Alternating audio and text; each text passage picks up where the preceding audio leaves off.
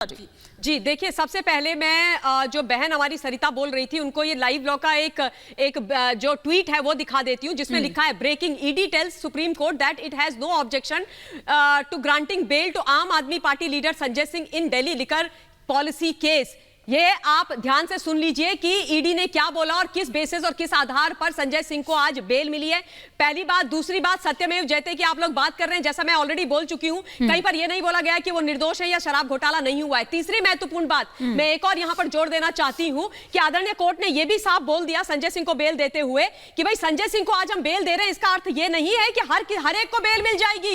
ये बात ठीक है, बेल मिल जाएगी, इसका अर्थ यह नहीं है। तो भाई ये तथ्य फैक्ट्स इनको क्यों नहीं बोल रहे हैं? प्रत्यक्षम किम प्रमाणम।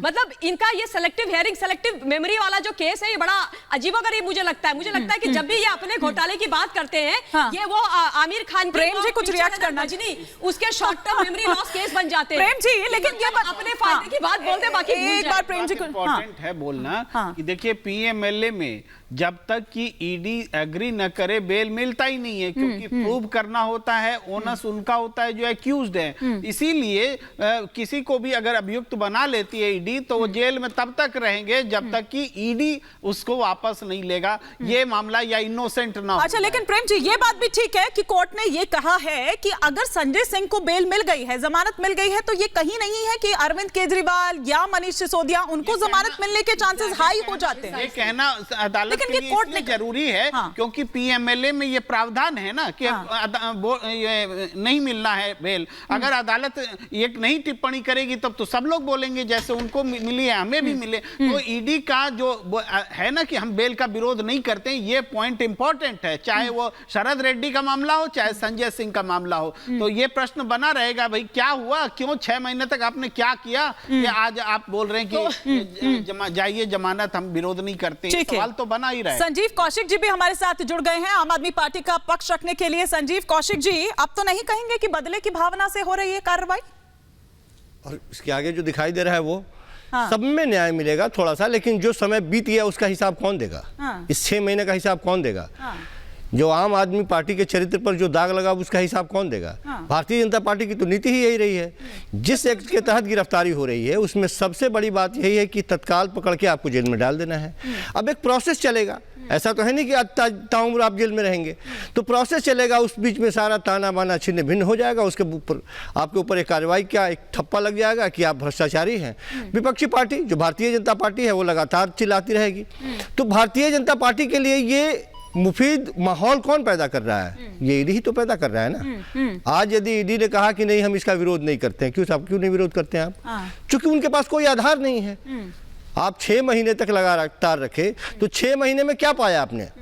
ये तो हिसाब देना पड़ेगा, और आप हिसाब नहीं देंगे तो भारतीय जनता पार्टी के पास नहीं है। यही है ना, मतलब पक्की बात है ना। अभी थोड़ी देर पहले आप थोड़े से लेट हो गए आने में, अभी मैं ममता जी से और प्रेम जी से यही कह रही थी कि कहीं ऐसा तो नहीं है कि अंदर ही अंदर कुछ सेटिंग उन्होंने कर ली है। ये कह दिया कि भैया सरकारी गवाह बनने के लिए तैयार हैं, सरकारी गवाह बनने के लिए तैयार है। पता नहीं अब किस तरह के तेवर रहते हैं, क्या रहता है। अब तो भारतीय जनता पार्टी यही कहेगी तो हम क्या बोले?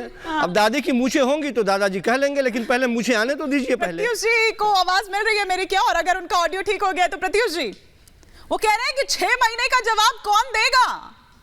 नहीं, मतलब गलत थी ना ये गिरफ्तारी, वो ये कह रहे हैं संजीव जी। कौन सा 6 महीना? हाँ, कौन सा 6 महीना? जितने महीने अंदर रहे वो जेल। आपके व्यूअर्स को पहले ये आने वाले 6 महीने आपके व्यूअर्स को पहले मैं ये बताना चाहूंगा कि लीगल सिस्टम भारत का कैसे चलता है। आपको ये समझना पड़ेगा कि भाई जब कोई अरेस्ट होता है तो उसका एविडेंस कलेक्ट होता है, फिर ट्रायल चलता है। इस केस में क्या हुआ? ऑनरेबल सुप्रीम कोर्ट को ईडी ने कहा कि अभी जरूरत नहीं है, दे दीजिए बेल। ये तो आप वही बोलिएगा कि संजय दत्त जेल गया, फिर बेल में आया, कई पिक्चर किया, बट एंड में क्या हुआ? सजा काट के आया। नवजोत सिंह सिद्धू का क्या हुआ था? पहले जेल गए, फिर बेल पे आए, फिर जब खत्म हुआ तो जेल गए। अरे ये तो प्रक्रिया है। ये ऐसे हिंदुस्तान का लीगल सिस्टम चलता है। जो इतनी चोरी की है इन लोगों ने, जितने एविडेंस कलेक्ट करने थे वो कलेक्ट हो गए, अब बाकी लोग से कोरबोरेट होंगे, फिर ट्रायल में जाएंगे। मुझे बताइए कहीं भी मेरिट ऑफ द केस में सुप्रीम कोर्ट ने एक वर्ड बोला? क्या बोला? ईडी को बोला कि आप बेल ग्रांट कर दीजिए, बेल ग्रांट हो गई। ईडी को अब क्या बोला कि लोअर कोर्ट में जाइए, आप देखिए बेल कैसे मिलेगा आपको, उसकी जो सारे जो निटी ग्रिटीज हैं वो वहां पे देखे जाएंगे। ये कौन सा बोल रहे 6 महीने का क्या हो गया, आप तो ऐसे बिहेव करते आप रिहा हो गए हो।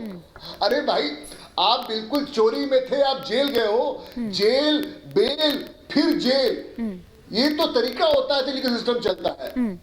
आप अगर इनोसेंट हो गए ट्रायल के बाद तो आप बच जाओगे, वरना जेल जाओगे। ये कौन सी कहानी सुना रहे हो कि 6 महीने का क्या होगा, आज भारत की बहुत बड़ी जीत है, और ये सब क्या बकवास वाली बातें हैं। अरे आप चोर थे, आपको बेल नहीं मिली, आपका एविडेंस था, ये तो लीगल प्रोसीजर है। लीगल प्रोसीजर में जब ईडी को लगा कि भाई अभी कुछ नहीं था, उससे कोर्ट ने पूछा कि do you oppose the bail, ED बोला दे दीजिए, हमको तो जो कलेक्ट कर चुके हैं।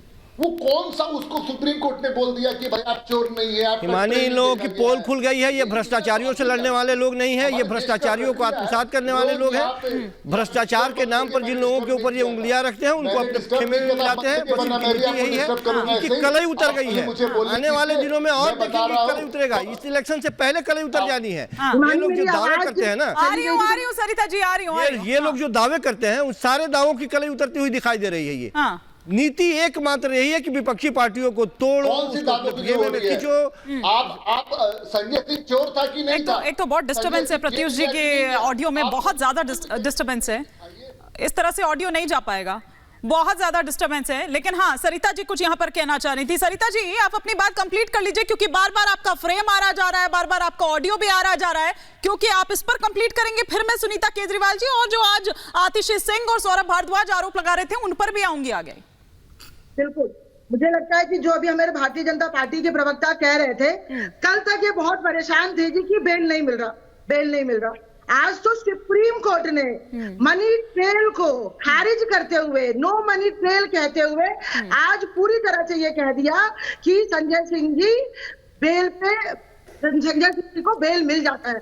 तो ये कैसे सच्चाई की लड़ाई है। और हम बार बार ये कह रहे थे पिछले 2 सालों कि ये सिर्फ और सिर्फ बयानबाजी के रूप में एक तथाकथित घोटाले का तथाकथित घोटाला बनाया गया है। अच्छा। और जो ये बात बार बार कर रहे हैं, पहले एक्ट में आपको बता दूं, पहले कानून ये कहता था कि until you are proven guilty you are innocent, पर पीएमएलए एक्ट ये कहता है कि until innocent you are guilty। तो आज सुप्रीम कोर्ट ने ये बात बिल्कुल साबित कर दी है कि ये तो बयानबाजी पिछले इतने दिनों से ईडी ये केस को चला रही थी भारतीय जनता पार्टी के इशारों पर, आज जिसकी खत्म होने की शुरुआत हो गई है।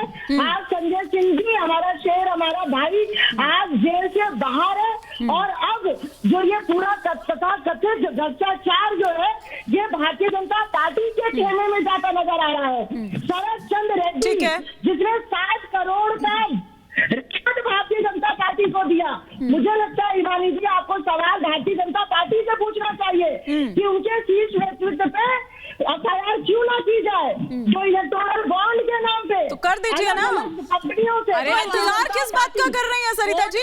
ये प्रेस कॉन्फ्रेंस में क्यों बोलते हो आप लोग? न्यूज चैनल्स में आकर के क्यों बोलते हो? आप भी चले जाओ ना कोर्ट के अंदर ये सब लेकर के। और दूसरी बात मेरी बहन, ये तथाकथित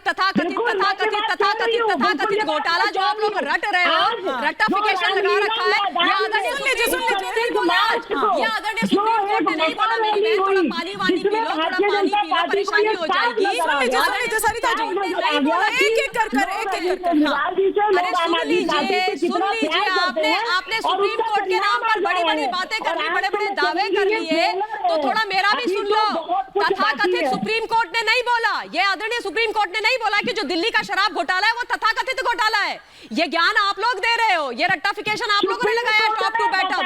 ये केस खत्म नहीं हुआ है, शराब घोटाले का केस खत्म नहीं हुआ है, वो चल रहा है, वो चलता रहेगा। सुनिए